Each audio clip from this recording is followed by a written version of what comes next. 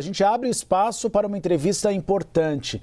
Nós vamos conversar com exclusividade com a governadora do Distrito Federal, Celina Leão, para falar sobre diversos assuntos. Vamos falar do caso do Banco Master, do BRB, vamos falar da relação dela com o ex-governador Ibanez Rocha, os desafios do Distrito Federal e também a questão da direita. Seja bem-vinda, governadora. Eu estou aqui acompanhado de Daniel Hittner, nosso chefe, diretor da CNN em Brasília, e também Isabel Mega. A gente perdeu agora, sim, reconectamos com a governadora. Governadora, a gente vai falar sobre vários assuntos, mas eu gostaria de começar falando sobre o BRB. O ex-presidente do BRB, o Paulo Henrique Costa, ele atuou na Caixa por bastante tempo, que foi comandada também por anos pelo PP, partido da senhora. A senhora não foi uma vice-governadora comum, chegou até mesmo a assumir o governo do Distrito Federal diante do afastamento de Ibanez Rocha. Como convencer o eleitor que a senhora não soubesse de absolutamente nada sobre eventuais irregularidades na negociação entre o Banco Master e o BRB?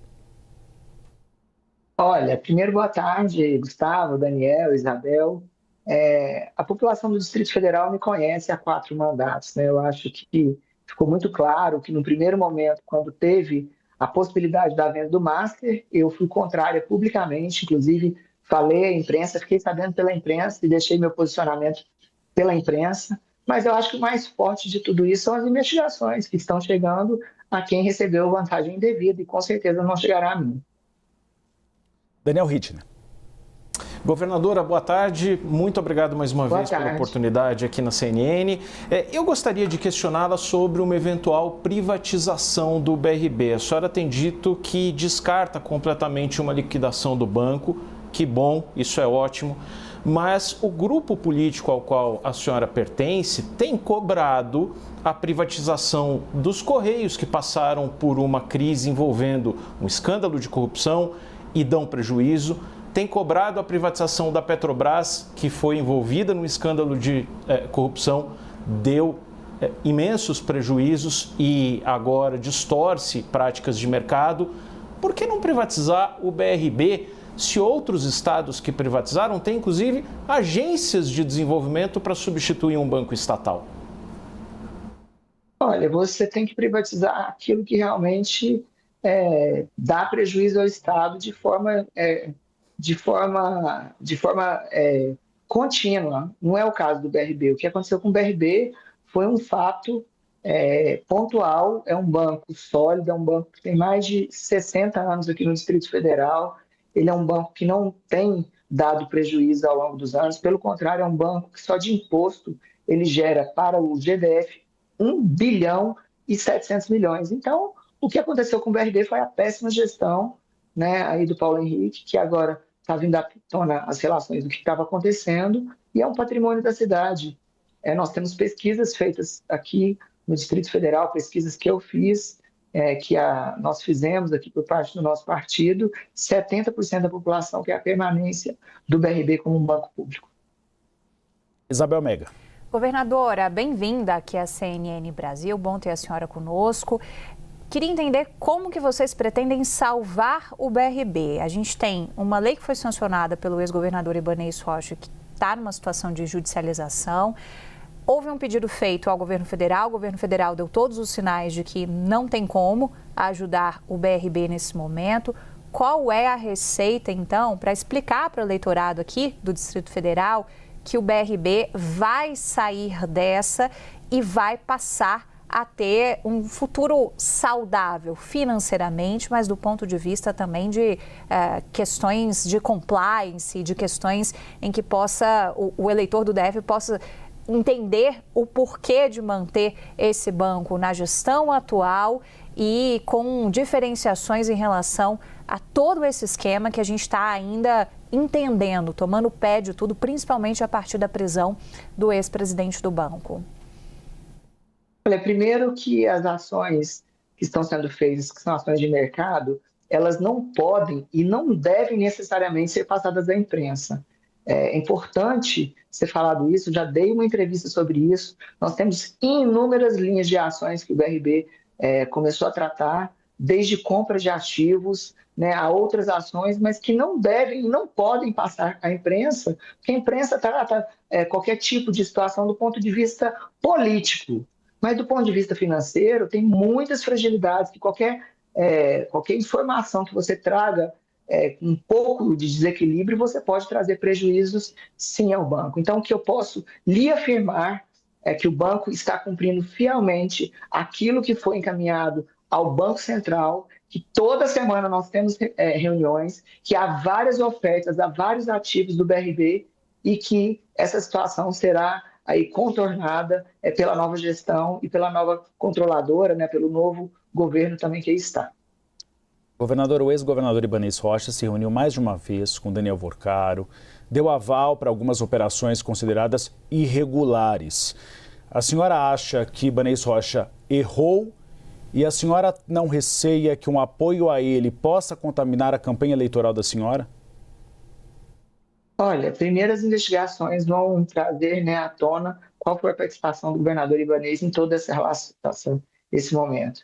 Eu sempre disse, desde o começo da minha primeira entrevista sobre esse caso, ninguém pode ter compromisso com o erro de ninguém. Cada um responde pelo seu CPF, né? E realmente eu tive um posicionamento muito contrário à defesa do próprio governador Ibanez publicamente com essa motivação de se comprar o Master.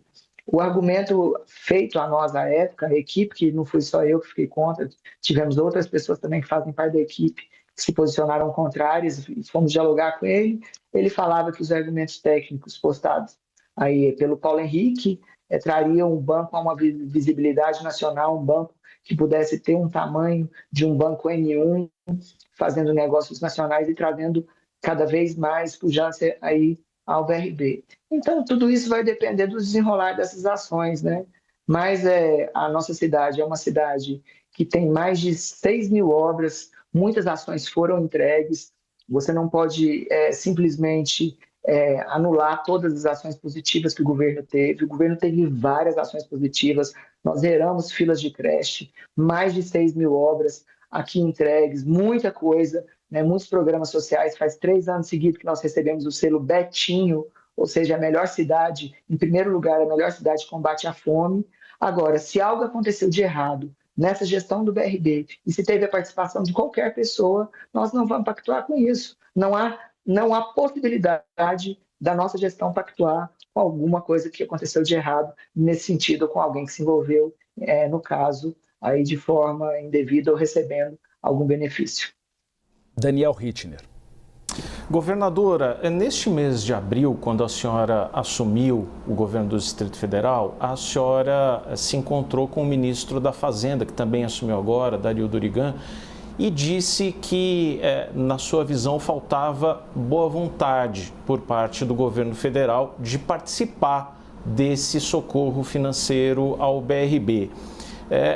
Eu fico com a sincera impressão, conversando também com a Fazenda, mas por favor me corrija se eu estiver enganado, de que o governo federal cobra para entrar num eventual socorro contrapartidas do GDF. Fala-se, por exemplo, em uma mudança do cálculo do Fundo Constitucional do DF, que em 2024 o governo até propôs fazer, em vez de corrigir pela variação da receita corrente líquida, corrigir pelo IPCA.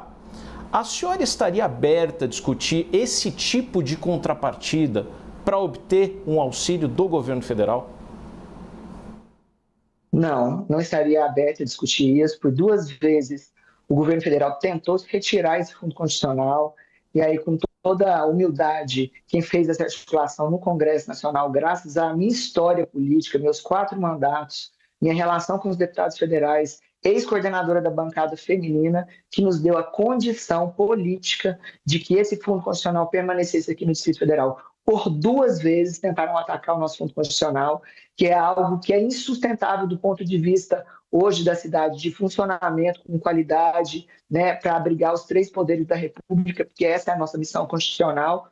O governo do PT tentou por 2 vezes retirar isso de nós Nós enfrentamos isso com muita firmeza e não vai ser agora, diante de uma dificuldade, que eles vão colocar isso na mesa que nós vamos acatar. Não há a mínima possibilidade de recuo para esse tipo de diálogo, porque o diálogo federativo deveria ser de outra forma. Todos os bancos N1s, todos os bancos privados têm sentado, têm negociado com o BRB. Os únicos bancos que não têm negociado com o BRB são a Caixa Econômica Federal e o Banco do Brasil. A impressão que se passa por parte do governo federal é que a vontade dele é que o Banco do Distrito Federal quebre mesmo, independente de responsabilidade de quem quer que seja. Isso não é uma postura republicana, isso não é uma postura de que se espera aí do Pacto Federativo. Então, eu acho que a posição, não sei se é do ministro, não sei se é da assessoria dele, de tocar nesse assunto no meio de uma crise do banco é muito oportunista. Isabel Megre. Governador, ainda nesse assunto, a senhora acha que ainda é possível alguma margem para negociação com o governo federal, mesmo com a senhora dando uma resposta muito contundente para a gente de que esse ponto do Fundo Constitucional a senhora não está disposta a negociar? Há algo mais que a senhora poderia oferecer e colocar na mesa para que essa negociação evoluísse? Eu acho que o governo federal ele tinha que pensar que nós temos 6 mil trabalhadores, um governo que diz que defende o trabalhador e que agora percebe que há um movimento tentativa de privatizar o banco. Ou seja, um governo que fala uma coisa, mas que vive outra coisa. Deveria pensar nos 6 mil servidores, nos minoritários hoje que fazem parte, que são cotistas do BRB, que hoje dependem exclusivamente para viver do banco, né, que é a parte de saúde hoje do banco. Então, assim, o governo já fez gestos no passado, salvou o Banco do Silvio Santos, né, na época que teve necessidades, e é o dever mesmo, porque quando você deixa um banco quebrar, você traz um cenário muito instável para o mercado financeiro. Então, acho que a responsabilidade não era de se colocar uma negociação na mesa. A responsabilidade era institucional, pensando nos trabalhadores. E outra coisa, não seria nenhum favor, não seria nada gratuito. Seriam carteiras que são extremamente vantajosas para a própria Caixa Econômica Federal negociar conosco, que ela houve interesse, inclusive no passado, de comprar essas caixas, mas não há uma permissão política para que essa negociação avance. Então, assim, eu acho que do ponto de vista de recuo ou de interpretação, o governo federal deveria, né, trabalhar para aquilo que ele diz que ele verdadeiramente acredita, que é na força aí de um banco público que é estável e que está diante, nesse momento, né, de uma crise, mas que com certeza irá passar. Governadora, vamos falar um pouquinho de eleições aqui do Distrito Federal. A saúde e a educação são 2 áreas consideradas críticas da administração de Ibanez Rocha. Por que houve tantos erros nessas 2 áreas? Em que pontos a senhora pretende fazer mudanças caso seja eleita?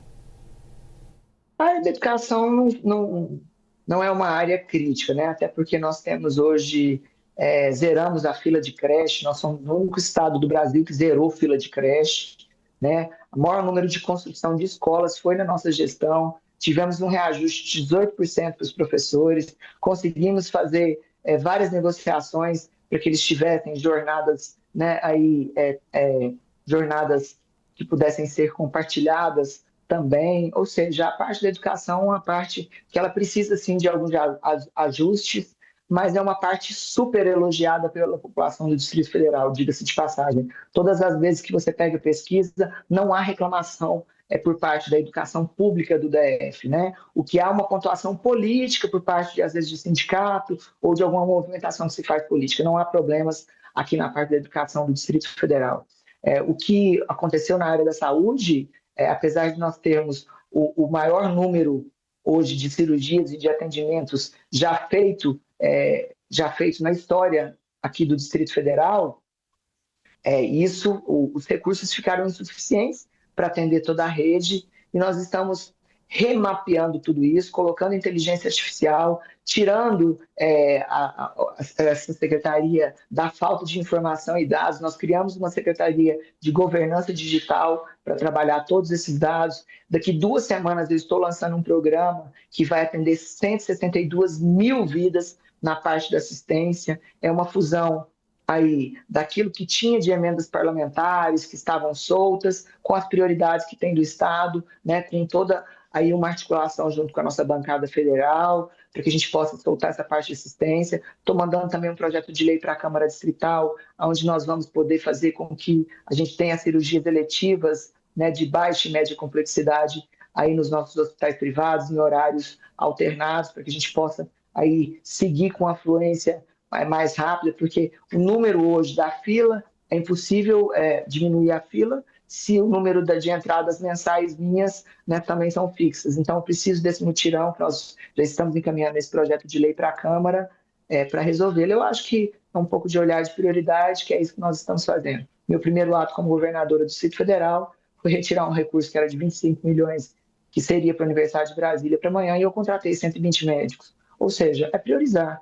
Eu acho que isso que eu tenho feito. Daniel Rittner. Governadora, sabemos da sua proximidade, amizade até, por que não, com a ex-primeira-dama Michele Bolsonaro. E ela teve entreveros, a senhora poderá até minimizá-los, mas não é porque tapar o sol com a peneira, ela teve entreveros com o senador Flávio Bolsonaro. A senhora acha que Michele deveria se engajar mais na pré-campanha de Flávio Bolsonaro? E o que a senhora aconselharia o senador Flávio Bolsonaro a lançar como acenos para Michele a fim de construir melhor essa candidatura? Eu tenho certeza de uma coisa, Gustavo, Daniel e Isabel. Essa divisão só piora toda a situação para a direita. O nosso adversário não está entre nós, o nosso adversário, tanto aqui no Distrito Federal quanto no Brasil, é a esquerda, e eu tenho certeza que a Michele e o Flávio vão fazer um diálogo para conseguir trazer essa unidade, para fazer aí essa representatividade e aquilo que a população espera. Unidade, porque o nosso adversário é outro. Está muito claro que o nosso adversário é a esquerda, e todas as vezes que tem essas rusgas que acontecem em qualquer tipo de coisa, que é muito explorado pela imprensa, né, eu acho que quem sai prejudicado é o próprio grupo nosso da direita. O nosso adversário é outro, o nosso adversário é o PT. Isabel Mega. Governadora, como está a sua relação com o ex-governador Ibanez Rocha? A senhora foi vice dele, como o Uribe abriu essa entrevista, nem de longe foi uma vice-governadora pouco atuante, por diversos momentos assumiu o governo aqui do Distrito Federal, e na ausência do governador, e quando a gente teve toda a questão ali envolvendo o 8 de janeiro também, a senhora o considera uma espécie de incógnita hoje? Como fica a relação com ele? A senhora continua falando com ele? Tem informações, por exemplo, se ele está em Brasília? Olha, as pessoas torcem muito para que haja aí uma falta de respeito e uma falta de consideração, né, entre a minha relação e a relação com o governador Ibanez. Acho que é muito feio da minha parte fazer qualquer tipo de crítica pessoal a ele, até porque nós convivemos muito tempo juntos e o governo tem muitas entregas positivas. Eu acho que a minha missão agora é corrigir aquilo que não está correto, né? Trazer a minha cara, a minha gestão ao governo do Distrito Federal, sem fazer aquilo que eu acho que é até feio do ponto de vista político, né? Fazer aí um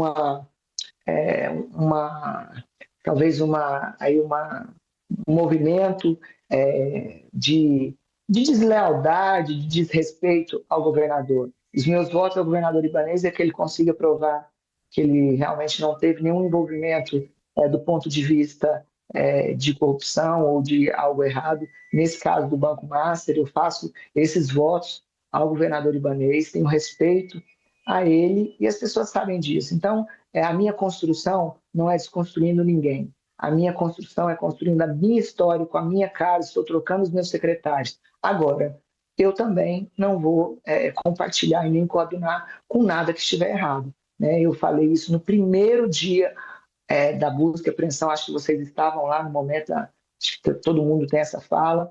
Eu falei que eu não tenho compromisso com erro de ninguém, nem do Paulo Henrique, nem de ninguém que participou da gestão passada. Agora, eu também não posso me antecipar e criminalizar as pessoas, porque eu acho que isso é desleal, é imoral. As pessoas me conhecem, sabem que eu sou uma mulher séria, eu não sou uma pessoa oportunista, e eu tenho feito isso com muita dignidade nos meus 4 mandatos. Não será diferente agora.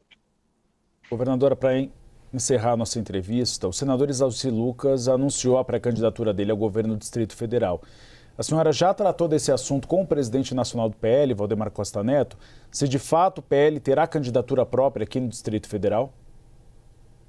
Eu não sei, o Isalci primeiro ele tinha que se consolidar como uma liderança de direita mesmo. Eu queria saber onde ele estava no mandato passado, onde nós estávamos pedindo voto ao presidente Bolsonaro, no segundo turno que eu estava com a Michelle, né? Ele tem um apoio aí claro e explícito ao governador Arruda, que é uma pessoa que saiu com uma imagem muito ruim da cidade, né?